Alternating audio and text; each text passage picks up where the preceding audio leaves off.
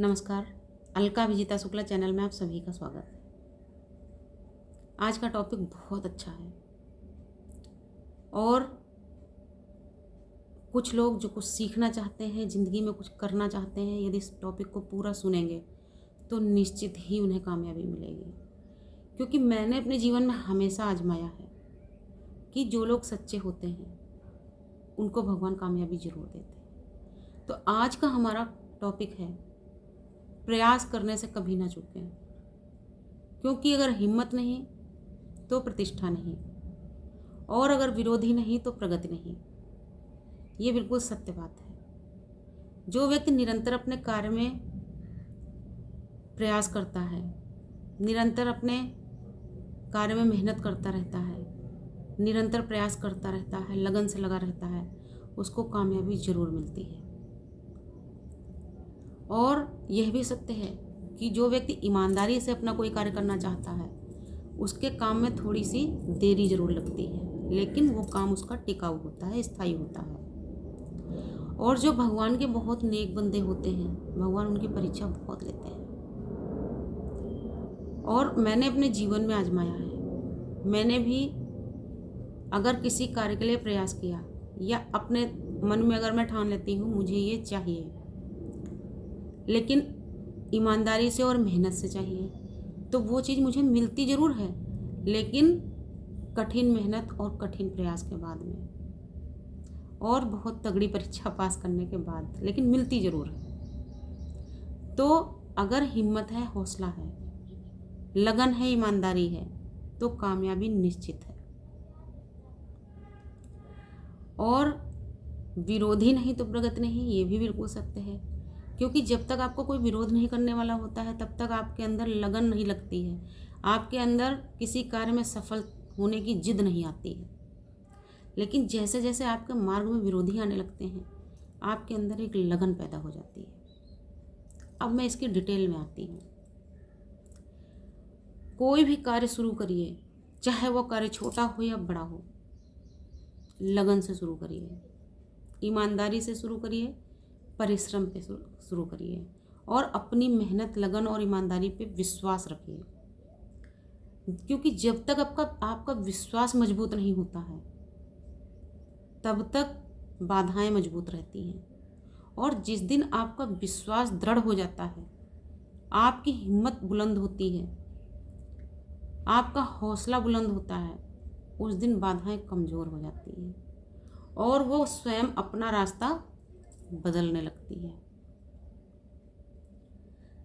क्योंकि जब हम किसी कार्य के लिए हिम्मत करते हैं तब हम उसके बारे में सोचते भी हैं, और जब हम किसी कार्य में सफलता पाने के लिए सोचते हैं तो हमें रास्ते भी दिखाई पड़ते हैं।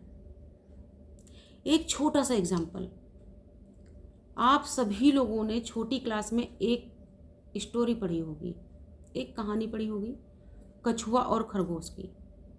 जब कछुआ और खरगोश की दौड़ हुई तो क्योंकि खरगोश तो बहुत तेज भागता है, खरगोश आगे निकल गया, लेकिन कछुआ रुका नहीं, क्योंकि उसका उद्देश्य आगे निकलना नहीं था, उसका उद्देश्य मंजिल तक पहुंचना था।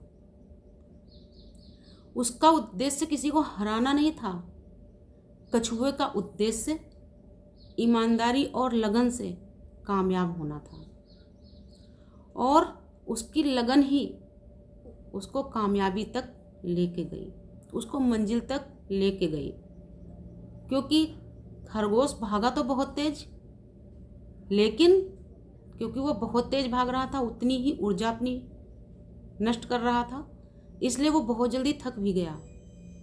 और एक जगह जाकर के वो इतना अधिक थक गया कि एक पेड़ के नीचे आराम करने बैठा।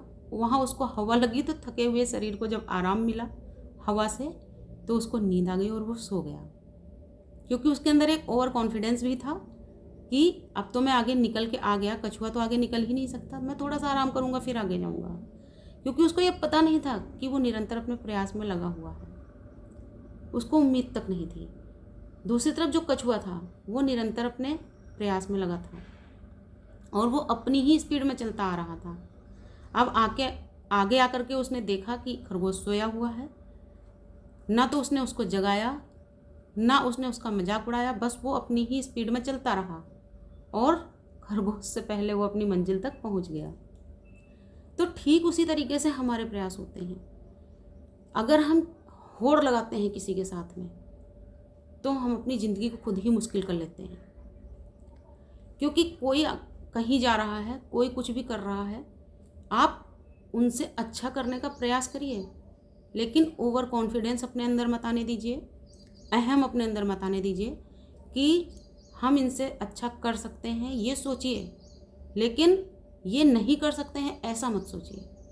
क्योंकि जब हमारे अंदर ये भावना आ जाती है दूसरा कोई हमारे जैसा नहीं कर सकता, तभी हम अपने आप को धोखा दे रहे होते हैं, अपने आप को धोखे में डाल रहे होते हैं। इसलिए अपना प्रयास करिए निरंतर और अपने काम में लगे रहिए और सफलता तक, अपनी मंजिल तक पहुंच के ही दम लीजिए, लेकिन किसी को बेइज्जत करके नहीं, किसी की इंसल्ट करके नहीं और किसी को नुकसान पहुंचा के नहीं।